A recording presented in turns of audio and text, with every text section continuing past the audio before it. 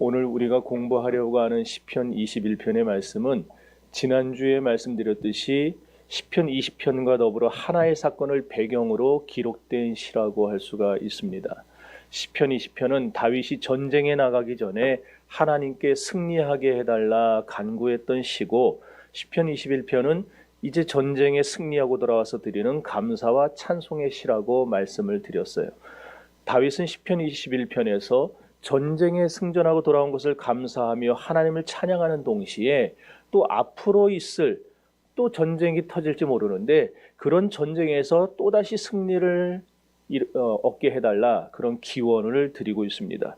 사실 시편 21편은 여러분도 오늘 쭉 읽었지만은 딱 집어서 감사라고 하는 단어는 안 나옵니다. 그런데 왜 감사시라고 부르느냐? 전체의 분위기가 감사의 마음으로 하나님께 기도하고 있기 때문에 우리가 감사시로 분류를 하는 거예요. 따라서 시편 21편 말씀은 우리에게 무엇을 가르쳐 주느냐? 성도는 자기가 간구하는 바가 이루어지면 반드시 하나님께 감사할 줄 알아야 된다, 이걸 지금 가르쳐 주는 겁니다. 이 말은 바꿔 말해서 감사의 신앙이야말로 신앙인의 덕목 가운데 가장 큰 덕목이라는 사실을 말해주는 겁니다. 그 예가 우리가 잘 아는 사무엘상 1장에 나오죠. 사무엘의 어머니 한나는 아이를 낳지 못하던 여자였어요. 이를 빌미로 해서 남편 엘가나가 분인나라고 하는 여자를 얻어가지고 아들을 낳았는데 그 이후에 이루 말할 수 없는 수모를 한나가 겪게 됩니다. 이렇게 개인적인 역경과 가정적인 파탄의 위기 속에서 한나가 말도 못하고 남편도 자기를 알아주지 않고 이렇게 고민할 때에 그 문제를 가지고 하나님 앞에 나아가 간절히 간구합니다. 여러분, 사무엘상 1장에만 봐도 기도를 뜻하는 테필라라고 하는 이 히브리어 단어가 무려 5번이 나와요. 1장에만. 그리고 10절, 12절, 17절, 26절, 27절에 나오는데 거기서 보면은 통곡하며 기도했다 그러고 자식을 위해 기도했다 그러고 또 목회자의 옆에서 기도했다 그럽니다. 근데 이렇게 기도할 때의 한나의 기도의 내용은 뭐냐? 여호와여 나를 생각하옵소서, 그거였어요. 나를 생각하사 나를 잊지 마시고 아들을 주시면 내가 그 아들을 하나님께 바치겠습니다. 그렇게 기도했어요. 그런데 기도의 응답으로 사무엘을 하나님 주시죠. 그 사무엘을 얻고 나서 사무엘상 2장 1절에 가면 또다시 한나가 기도하여 가로되, 그 말씀이 나오고 있어요. 이렇게 사무엘상 1장과 2장은 기도의 응답엔 반드시 뭐가 따라와야 되는지를 정확히 보여주고 있는 겁니다. 여러분, 감사가 따라와야 됩니다. 우리가 오늘 하나님 앞에 기도해서 응답받으면 반드시 그 앞에 감사가 있어야 되는 거예요. 그래서 감사 없는 신앙은 허구입니다. 감사 없는 신앙은 신앙을 가장한 불신앙입니다. 감사하지 않는 신앙은 하나님 앞에서 인정받지 못하는 신앙입니다. 하나님 앞에 감사하며 사시기를 바랍니다. 내가 그리스도의 피값으로 구원받은 이 사실 하나만으로도 우리는 하나님 앞에 죽을 때까지 감사해야 되는 거예요. 죽을 때까지. 여러분, 시편 21편은 이렇게 하나님 앞에 감사하는 시예요. 그래서 시편 21편을 제대로 읽은 사람은 마음에 감사가 솟구치게 됩니다. 지난주에 말씀드렸듯이 시편에는 메시아 시라는 게 있다고 그랬어요. 20편, 21편, 45편, 72편, 110편, 118편, 이런 것들이 메시아 시라고 분류된다 그랬는데, 따라서 오늘 다윗이 전쟁에 승리하고 돌아온 것, 이스라엘이 번영하는 것, 이 모두는 다 무엇을 예표하느냐? 장차 메시아 예수 그리스도께서 이 세상에 오셔서 십자가로 말미암아 원수 마귀를 이기시고 그리고 사단의 모든 세력을 꺾어버리실 것을 예표하는 거예요. 오늘 본문은 13절로 되어 있습니다. 1절부터 7절까지가 첫 번째 대지예요. 여기 보면은 다윗과 이스라엘 백성들이 아람과 암몬과의 전쟁에서 승리할 수 있도록 도와주신 하나님께 감사하는 그런 내용이 기록되어 있는데, 중요한 건 이렇게 감사하는 생활 속에는 4가지의 축복이 따라온다는 겁니다. 그게 뭐냐? 4절에 보니까 영원한 장수의 축복이 따라와요. 또 5절에서는 존귀와 위엄의 축복이 따라옵니다. 6절에서는 지극한 축복이 따라오고 7절에서는 요동치 않는 축복을 주신다 그랬어요. 이건 뭐냐? 감사하는 신앙에는 하나님의 축복이 따라오는데 그 축복이라는 게 얼마나 다양한가, 그걸 우리에게 가르쳐 주는 거예요. 여러분, 여기에는 이렇게 딱 4가지로 표현했지만 사실 4가지 속에 안 들어가는 건 없습니다. 우리가 받을 수 있는 모든 세상에서의 축복은 다 이 4가지 속에 들어가 있어요. 그러니까 감사하는 사람은 하나님이 복을 주신다 그 얘기예요. 두 번째 대제는 8절에서 13절까지인데 여기 보면 여호와를 의지하는 다윗 왕의 미래는 승리가 보장되어 있음을 확신하는 그런 내용이 기록되어져 있어요. 다시 말해서 승리케 해주신 하나님께서 앞으로도 승리를 주세요. 또 계속해서 하나님 내게 역사해 주세요 하는 그런 내용들이 강조되어 있다는 겁니다. 오늘날에도 아람과 암몬과 같은 대적들이, 이런 사단의 세력들이 하나님의 백성을 끊임없이 건드립니다. 교회를 끊임없이 시험합니다. 계속해서 성도와 교회를 파괴하려는 시도를 하는데 그래도 하나님의 교회와 성도는 망하지 않습니다. 어떤 성도? 하나님을 의지하는 성도. 결코 하나님을 의지하는 성도는 패하지를 않아요. 이걸 시편 21편이 상징적으로 보여주고 있다는 거예요. 이제 이런 관점에서 시편 21편을 전체적으로 쭉 살펴보면 우리 그리스도인이 세상에서 어떻게 살아가야 하는가를 볼 수가 있습니다. 다시 바꿔 말해서 우리 그리스도인의 참된 생활이 무엇이냐, 그리스도인은 어떻게 살아야 되느냐, 무엇이 그리스도인에게 있어서 진짜 행복이냐, 이걸 보여준다는 거예요. 여러분, 행복은 물질이 아니라고 했습니다. 권력도 아니고 명예도 아니라고 지난주에 말씀을 드렸어요. 시편 20편에서는 성도의 행복이 뭐라 그랬습니까? 기억나세요? 예, 그렇죠. 기도하는 것. 하나님 앞에 기도하는 사람, 기도할 줄 아는 사람, 그리고 기도하는 사람에게 둘러싸여 있는 사람이 행복한 사람이라 그랬어요. 오늘 21편에서는 어떤 사람이 행복한 사람이냐? 주 안에서 기쁘게 사는 사람이 행복한 사람이라. 그러니까 결국 20편과 21편이 한 사건을 중심으로 이어진 시니까 이 두 개를 종합해 보면은 뭐가 성도의 행복이냐? 기도하는 가운데 응답을 받아서 하나님이 주시는 기쁨과 즐거움이 용솟음치는 삶을 맛보는 사람, 그런 사람이 행복한 사람이라는 거예요. 그러니까 여러분, 기도해서 응답받는 사람이 행복한 사람입니다. 여러분, 왜 성도의 삶의 행복이 기쁨에 달려 있는가? 잠언 15장 13절은 마음의 즐거움은 얼굴을 빛나게 하여도 마음의 근심은 뼈를 마르게 한다 그랬어요. 이와 유사한 말씀이 17장 22절에도 나옵니다. 마음의 즐거움은 양약이라도 심령의 근심은 뼈를 마르게 한다. 여러분, 주님이 주시는 기쁨이 있어야 장수도 하고 그리고 병도 이기는 거예요. 마음속에 기쁨이 사라지면요, 그냥 계속 화만 쌓여요.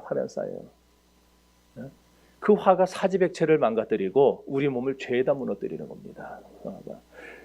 그래서 여러분, 화나는 일 있으면은 물 한 잔 마시고 주여 그러고 돌아서세요. 제가 요즘에 물 마시는 일이 그렇게 많았어요. 주여 그러고 물 마시고, 주여 그러고 물 마시고, 그거 삭히느라고, 병 안 걸리려고. 여러분, 근심 걱정이 정신적인 병도 가져오고 육신적인 병도 가져옵니다. 주님이 기쁨을 주셔야 영적인 병도 이기고 또 정신적인 병도 이기고 육신적인 병도 이기는 거예요. 이런 주님이 주시는 기쁨과 즐거움으로 여러분의 인생이 건강하시기를 주의 이름으로 축원합니다. 그래서 바울은 빌립보서 3장 1절에서 정말로 나의 형제들아 주 안에서 기뻐하라 그랬어요. 기뻐하라. 그리고 빌립보서 4장 4절에서도 주 안에서 항상 기뻐하라, 내가 다시 말하노니 기뻐하라 그랬어요. 바울 사도가 빌립보서를 쓸 당시에 사실 바울이 기뻐할 수 있는 상황은 아니었어요. 여러분 많이 들어보셨겠지만 대적자들이 빌립보 교회를 공격합니다. 영지주의가 교회에 침투했어요. 말할 수 없는 혼란을 가져옵니다. 감옥에 갇혀서 바울 개인은 매를 맞고 착고에 매이고 말할 수 없는 환난과 시련을 당하던 때였어요. 그렇게 교회도 공격받고 바울 개인도 공격받던 극한 환난의 때에 바울이 한 말이 뭐라고요? 항상 기뻐하라. 주 안에서 내가 다시 말하노니 기뻐하라. 여러분, 오늘 이런 기쁨이 내게 내가 원하지 않는 일들이 일어나고 내게 뜻하지 않은 문제들이 생기고 어려움이 닥쳐오더라도 그 가운데서라도 주님 붙잡고 기뻐할 수 있는 이런 놀라운 기쁨이 여러분 안에 충만하기를 주의 이름으로 축원합니다. 1절 말씀을 다시 읽어봅시다. 1절 시작.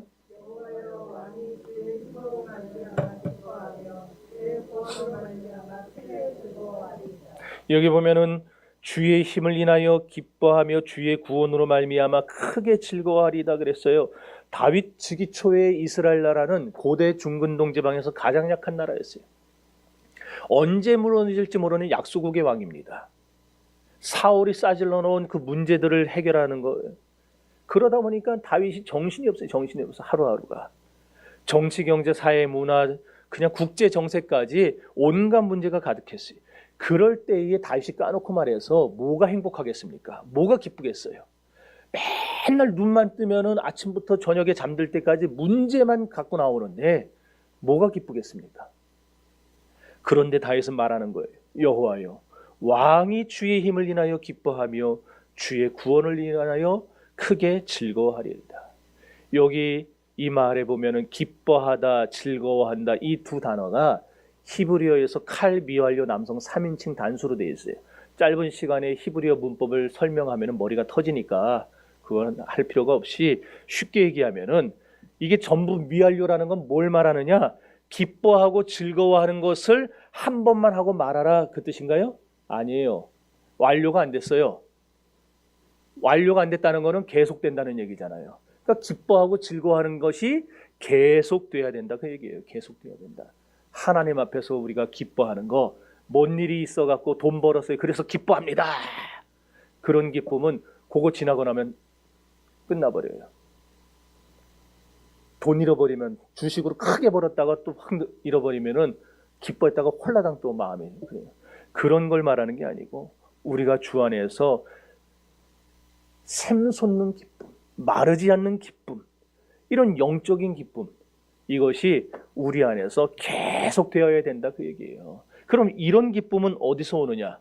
요한복음 4장 14절에 보면 내가 주는 물을 마시는 자마다 영원히 목마르지 아니하리니 나의 주는 물은 그 속에서 영원히 솟아나는 샘물이 되리라 그랬어요. 결국 여기서 말하는 것은, 여기서 말하는 이 샘솟는 기쁨, 영원한 즐거움, 이건 뭐냐? 예수님을 말하는 거예요. 다시 말해서 예수님이 내 안에 있는 사람은 이 기쁨이 끊어지지 않는다라는 겁니다. 여러분 예수를 모시고 살아가세요. 그러면은 언제나 기쁠 수 있어요. 물론 인간이니까 속상한 일 생기고 화난 일 생기고 기분 나쁜 일 생기고 하죠. 그러나 기도하는 사람들은요, 기도하다 보면은 다시 하나님이 다독여 줍니다. 그래서 다시 일어나는 거 다시 일어나. 왜? 주님이 그 안에 있으니까. 여러분 우리 성도들이 이렇게 예수님 모시고 기쁨이 샘솟고 충만한 삶을 사시기를 바랍니다. 마태복음 2장에 보면 동방에서 박사들이 와가지고요 예루살렘에 와서 하는 말이 뭡니까?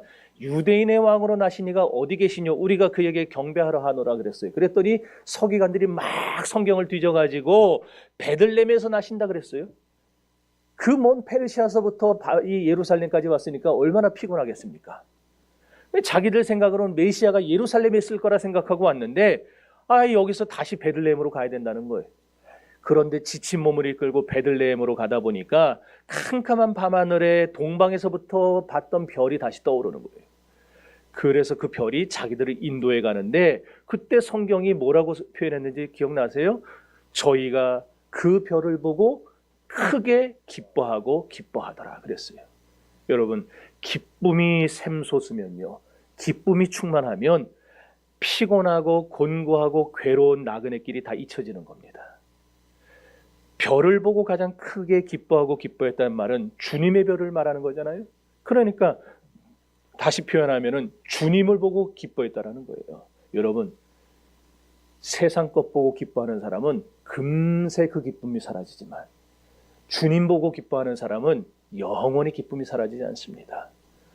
동방의 박사들이 주님을 보면서 기뻐하며 그 어려운 길을 끝까지 견뎌낼 수 있었던 것 같이 오늘 이 시대의 우리 정신교회 성도들도 오직 주님만 바라보면서 진정한 기쁨을 누릴 수 있기를 바랍니다. 주님이 주시는 기쁨이 있어야 우리가 환난을 이기고 우리가 고통도 이길 수 있어요.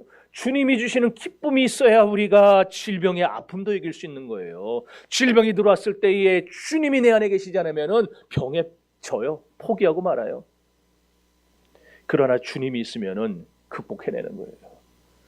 주님이 주시는 기쁨이 있을 때 시련을 극복하고 다 상쇄시키게 되는 겁니다. 믿습니까? 예. 그래서 그리스도인이 가져야 될 자산 1호가 뭐냐? 저는 기쁨이라고 봅니다. 기쁨이 있어야 돼요, 우리 안에. 여러분 마음속에 주님 주시는 기쁨이 충만해야 강한 신자 되는 거예요. 강한 신자. 반대로 마음에 기쁨을 잃어버리는 사람은요, 무너질 수밖에 없어요. 약해질 수밖에 없어요. 엘리야 보세요. 은혜가 충만하고 기쁨이 충만할 때는 어땠습니까? 혼자서 갈멜산상에 올라가서 바알 선지자, 아세라 선지자 850명과 싸워 이겼어요. 그랬던 사람이 마음의 기쁨이 다 사라지고 나니까 어떻게 합니까? 로뎀나무 아래 누워가지고 그냥 평범한 나그네처럼 되어서 죽기를 구하잖아요. 죽기를 구해. 그렇기 때문에 이 시대를 살아가는 저와 여러분에게 있어서 가장 시급히 회복되어야 될 문제는 뭐냐? 기쁨의 회복입니다. 주여 내게 기쁨을 주옵소서. 오늘 우리가 그걸 기도할 수 있습니다. 그럼 이 기쁨은 어디서 오는가? 다윗 자신이 맛본 기쁨은 어디서부터 왔는가? 우리들의 기쁨은 어디서 오는가? 어떤 경로를 통해 오는 기쁨이 진짜 우리를 계속해서 강하게 만들어주는가? 따라합시다. 주의 힘을 인하여, 주의 구원을 인하여. 그래요. 아까도 말씀드렸듯이 주님께로부터 와야 됩니다. 주님으로부터 오지 않는 기쁨은 다 가짜예요. 주님으로부터 와야 돼요. 주님이 주셔야 기뻐지는 겁니다. 왜? 기쁨의 근원은 세상이 아니라 주님이시기 때문에. 우리 주님으로부터 솟구치는 기쁨이 진짜 기쁨이라는 거예요. 다윗이 맛본 기쁨은요, 물질 때문에 얻은 기쁨이 아니에요. 다윗이 맛본 기쁨은 세상의 왕이 돼서 기쁜 게 아니었어요. 쾌락 때문에 얻는 기쁨도 아니에요. 다윗이 맛본 기쁨은 뭐냐? 오직 주님이 주시는 구원의 힘 때문에. 그래서 기뻐한 거예요. 여기 구원이라는 말이 뭐냐? 강력한 아람과 암몬의 연합군을 이기고 난 다음에 하나님의 힘으로 꺾고 난 다음에 다윗이 말하는 거예요. 나는 부족한데 이스라엘은 약한데 하나님이 이기게 해주셨구나. 하나님이 완전한 승리를 주신 거구나. 할렐루야. 그걸 알았어요, 다윗이. 여러분, 생사의 명운을 걸고 나간 싸움이었어요. 즉위 초기에 군대도 별로 없고 무기도 변변치 않고 강력한 북방의 두 나라가 연합해서 쳐들어오니까 다윗이 더 이상은 안 되겠다, 목숨 걸고 나갔어요. 그런데 그 싸움에서 이긴 거예요. 얼마나 기쁘겠어요. 얼마나 기뻐. 그런데 생각을 해보니까 이게 자기의 힘으로 이긴 게 아니고 하나님의 힘으로 이긴 거예요. 그걸 깨닫고 나니까, 하나님이 주시는 승리를 맛보고 나니까 거기서 기쁨이 터져나오는 거예요. 이 기쁨에서 뭐가 생겨났느냐? 앞으로도 나에게 어떤 일이 벌어질지 모르지만, 또다시 어떤 문제와 어려움이 닥쳐질지 모르지만 주님이 이기게 하시면은 또 이기겠구나. 그게 생겨나는 거예요. 그런 확신이 생기는 거예요. 근데 이 기쁨을 누구를 통해 주시는가? 성령을 통해 주신다. 그래서 갈라디아서 5장 22절에 보면은 성령의 9가지 열매를 소개하면서 이렇게 말합니다. 오직 성령의 열매는 사랑과 일합과 화평과 오래 참음과 자비와 양선과 온유와 충성과 절제니 이 같은 것을 금지할 법이 없느니라. 여기서 희락과 화평이 뭐냐? 기쁨이에요. 기쁨과 관계되는 거예요. 결국 기쁨과 즐거움, 그것이 평화 없는 기쁨이 있을 수 있는가? 평화 없는 즐거움이 있을 수 있는가? 평화와 기쁨과 즐거움은 같이 와야 된다는 건데, 이 평화가 누구를 통해서 주어지는 거냐? 성령을 통해서 주어지는 거예요. 그러니까 우리가 성령 충만해야 돼요. 성령 충만하면은 우리 안에 성령의 열매가 맺히고, 성령의 열매가 맺히면은 우리가 주님의 힘을 의지해서 기뻐질 수가 있다라는 거예요. 그래서 찬송가 411장에도 그랬어요. 내 마음속에 참된 뭐라 그랬어요? 기쁨이, 참된 평화 있네. 주 예수가 주신 평화, 시험 닥쳐와도 흔들리지 않아. 이 평안함 영원하다. 그래 놓고서는 쭉 나가다 3절에서 또 뭐라 하냐면, 기쁜 그날이와 주를 만나 뵐 때 그 평화 영원하리. 그러거나 후렴에서 주가 항상 계셔. 내 마음속에 주가 항상 계셔. 기쁘다. 여러분, 결국 기쁨이 어디서 와요? 평화가 어디서 와요? 주님이 계신 자에게 평화가 오고 기쁨이 오는 거예요. 주님이 주시는 기쁨이 넘치는 사람이 누구라고요? 성령이 충만한 사람. 그래서 성령이 주시는 기쁨을 소유한 성도는요, 아무것도 없어도요, 실상은 다 갖춘 사람이라는 걸 아셔야 돼요. 우리 정신교회는 그렇게 성령이 역사하셔서 기쁨이 넘치는 교회가 될 수 있기를 바랍니다. 기쁨 없는 삶은 사막입니다. 기쁨 없는 삶은 초원입니다. 명예 권력 다 있고 돈 있어도 기쁨 없으면은요, 다 잃어버린 거예요. 다윗에게는 바로 이렇게 주님이 주시는, 성령을 통해 주시는 기쁨이 있었기 때문에 위기를 이길 수 있었고 역경을 이길 수가 있었던. 그래서 3절에서 다윗이 이렇게 말합니다. 3절 읽어봅시다. 시작.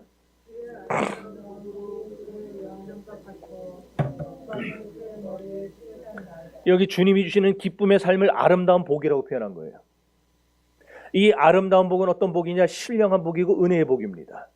여러분, 주님이 주시는 이런 복을 소유하기를 바랍니다. 그럼 주님이 주시는 이 기쁨을 소유하려면 어떤 생활을 해야 되는가? 결국 원래대로 돌아가는 거예요. 두 가지 생활입니다. 첫째로 기쁨을 누리고 싶다면은 기도 생활이 있어야 됩니다. 4절에서 6절 읽어봅니다. 시작.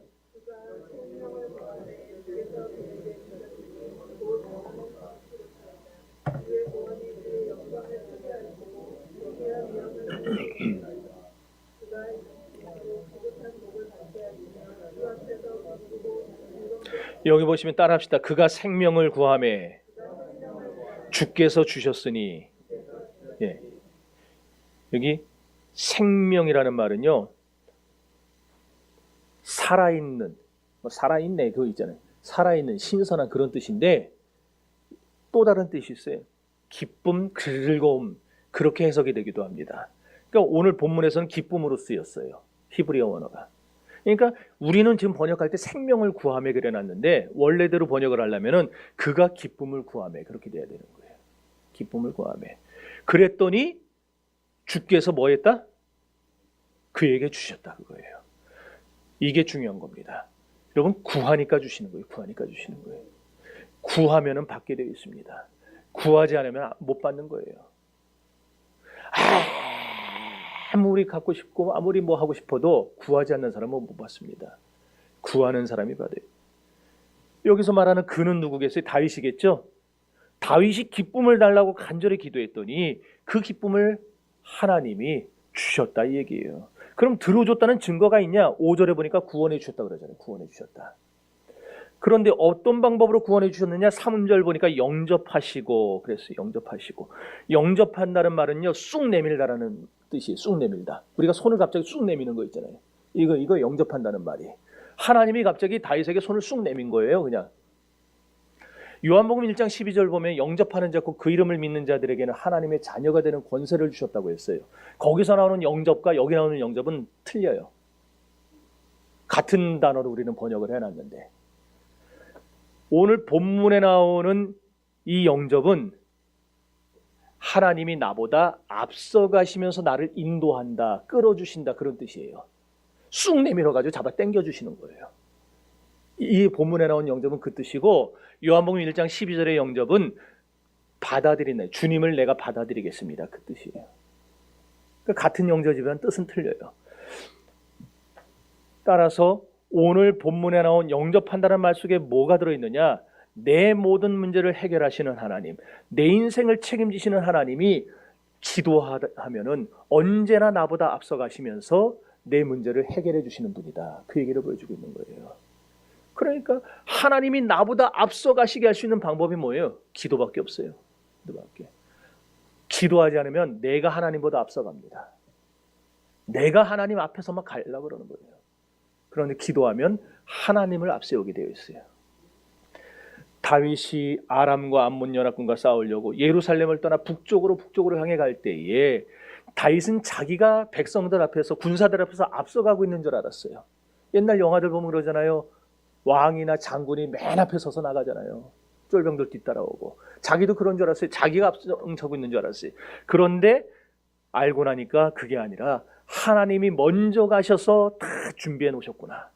그래서 이 아람과 암몬 연합군을 이길 수 있도록 하나님이 내 편이 되어서 싸워주셨던 거구나. 그걸 아는 거예요. 여러분, 우리가 무슨 일을 만나도 염려 걱정하지 않는 이유가 바로 그것입니다.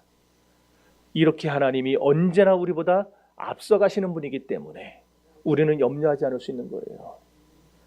야곱도 보세요. 밧단아람에서 제일 가는 부자가 되어서 고향으로 돌아올 때에 그때까지만 해도 자기가 잘나서 거부가 된 줄 알았어요. 그도 그럴 것이 떠날 땐 빈손이었는데 돌아올 때는 거부가 됐으니까 20년 동안 죽도록 노력하고 허리띠 졸라매고 절약해서 부자가 된 줄 알았어요. 그런데 갑자기 자기 앞에 어떤 군인들이 행진하는 걸 본 거예요. 영안이 열려서 봤더니 그게 세상에 하나님의 군대였다는 거예요. 그래가지고 야곱이 자기보다 앞서서 가시는 하나님의 군대를 보고 그들을 뭐라 부릅니까? 나보다 앞서 가시는 하나님. 그래가지고 마하나임이라 부르잖아요. 마하나임. 여러분, 우리 하나님은요 언제나 우리 앞에서 우리를 인도하십니다. 그런데 우리라는 그 우리는 어떤 우리냐? 기도하는 우리예요. 하나님 앞에 엎드려 기도하세요. 기도하는 여러분의 앞에서 하나님이 여러분을 이끌어 가실 것입니다. 지금껏 여러분이 별탈 없이 살아봤습니까? 그렇다면 하나님이 여러분의 기도를 들으시고 항상 나보다 앞서 나를 이끌어 주시고 돌봐주셨기 때문에 사실을 잊지 마시기를 바랍니다. 혹시나 지금 안 되고 있습니까? 어렵습니까? 사업이 힘듭니까? 그렇다면 하나님이 내 앞에 오시도록 기도하셔야 돼요. 안 된다고 불평하지 말고, 안 된다고 절망하지 말고, 하나님 내 앞으로 와주세요라고 하나님 앞에 엎드려 기도하는 성도가 되어야 된다는 거예요. 그러면 하나님이 오실 거예요. 오셔서 갑자기 손을 쑥 내밀어 가지고 우리를 붙들어 주실 겁니다. 그런 은혜가 저와 여러분에게 있기를 주의 이름으로 축원합니다. 두 번째로, 이런 기쁨을 누리고 싶다면은 하나님을 의지하는 생활을 해야 됩니다. 7절 읽어봅시다. 시작.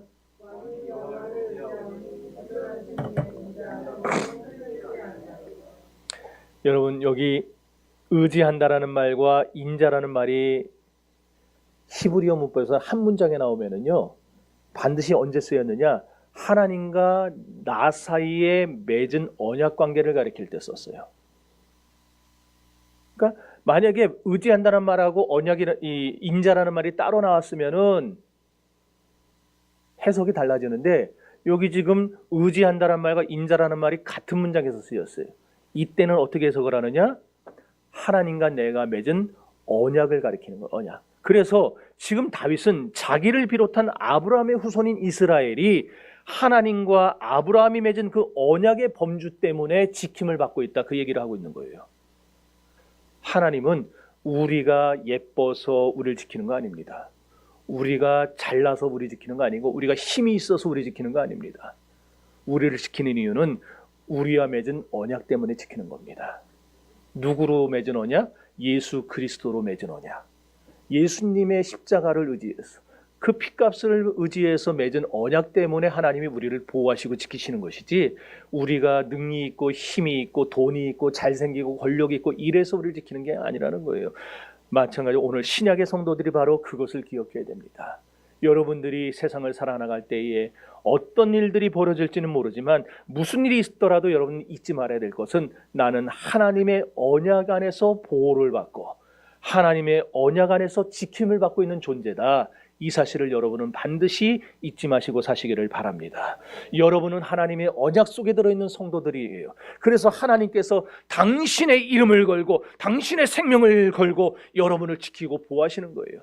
그러니 하나님의 언약 안에 있는 성도가 어디로 가서 자빠지고 넘어지고 문제를 당할 때에 하나님이 가만 계시겠습니까? 하나님의 은혜, 하나님의 인자하심으로 그 성도에게 찾아오시고 붙잡으시고 일으켜 주는 것이죠. 그래서 여기 의지한다는 말이 히브리어에서는 붙든다는 뜻이에요.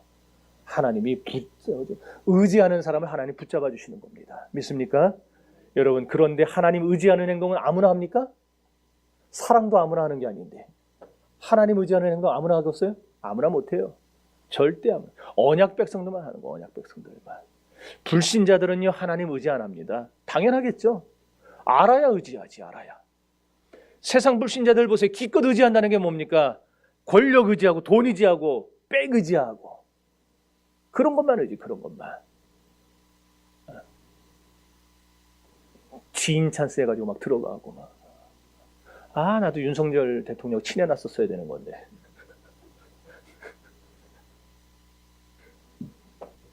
그래서 알아요? 청와대 그 뭐야, 고문 목사 이런 거 시켜줄지. 참나. 여러분, 괜히 얘기했네. 여러분, 오직 하나님의 백성만이, 언약의 백성만이 하나님을 의지하는 겁니다.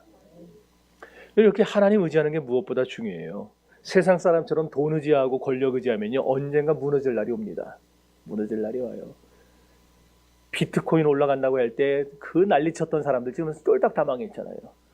주식 막 뛰고 그럴 때에 했던 사람들 쬐다 망했어요. 또 세상 것 의지하는 사람들은요, 결국 무너지게 되어 있어요. 무너지지 않는 것, 영원히 요동치지 않는 건 누구밖에 없어요? 하나님밖에 없어요. 그래서 솔로몬이 전도서 1장 22절에 보면은요, 그렇게 세상 것 의지한 사람이 솔로몬 아니에요, 대명사가? 그 사람이 다 해보고 나중에 죽기 전에 뭐라고 했는지 아세요? 헛되고 헛되며 헛되고 헛되니 모든 것이 헛되도다. 사람이 해 아래에서 행하는 모든 일이 손으로 바람을 지는 것과 같도다. 바람 줘보세요. 잡히나? 안 잡히죠. 다 해보고 나서 한 말이 뭐예요? 쓸데없다라는 거예요. 쓸모없다. 여러분, 정리합시다. 시편 21편은 전쟁에 승리하게 해주신 하나님께 감사하는 한편 앞으로도 승리를 주시고 미래를 보장해달라는 감사의 기도인데, 감사하는 성도의 덕목 중에 가장 중요한 덕목이라고 했어요. 그래서 감사하는 성도에게는 복이 따라옵니다. 4가지의 복이 따라온다고 그랬어요. 첫째는 장수의 축복, 둘째는 존귀와 위엄의 축복, 셋째는 지극한 축복, 넷째는 요동치 않는 축복. 이렇게 4가지의 축복을 주세요.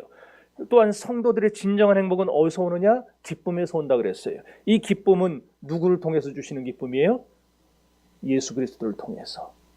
예수님을 마음에 모신 사람이 진짜 기쁨을 누리며 즐거움을 맛보며 살아갈 수 있다고 했어요. 그러니 여러분, 영원히 마르지 않는 기쁨을 누리며 살고 싶다면 주님을 의지하세요. 주님 붙들고 사세요. 이런 기쁨을 충만하게 누리기 위한 2가지의 방법이 있다고 그랬어요. 그것이 첫째로 기도하는 생활을 해야 된다. 그리고 2번째로 하나님 의지해야 된다. 하나님께 기도하고 의지하는 건 그럼 아무나 하나? 아무나 못한다 그랬어요. 오직 누가 합니까? 언약의 백성이 한다 그랬어요. 우리가 기도하면요, 하나님이 앞서가시면서 다 해결해 놓으시고 다 준비해 놓으십니다. 우리가 기도할 때 뒤에 계시던 하나님이 내 앞으로 나오셔서 싹 다 정리를 해주시는 거예요. 여러분, 차들 다 꼬여가지고 그냥 막 정신없을 때, 교차로에 정신없을 때 교통경찰 와가지고 삑삑 불러가면서 손 신호 막 이렇게 하면은요, 얼마 안 있다 금세 해결이 되잖아요. 경찰만 앞에 와도 해결이 되는데 하나님이 내 인생에 앞에 오시면은 해결 안 될 게 뭐가 있겠습니까? 주님이 내 인생에 앞으로 오시면은요, 나를 얽어매고 있던 모든 실타래들은 풀리게 되어 있습니다. 모든 문제는 해결되게 되어 있어요. 여러분, 그러니까 기도 많이 하시고 하나님 의지해서 주님이 여러분에게 베푸시는 이런 기쁨의 복을 누리시고, 그리고 여러분의 생활에 그 기쁨이 충만하게 따라오는 그런 복들이 넘쳐나는 삶을 영위하시기를 주님의 이름으로 축원합니다. 기도합시다. 이 시간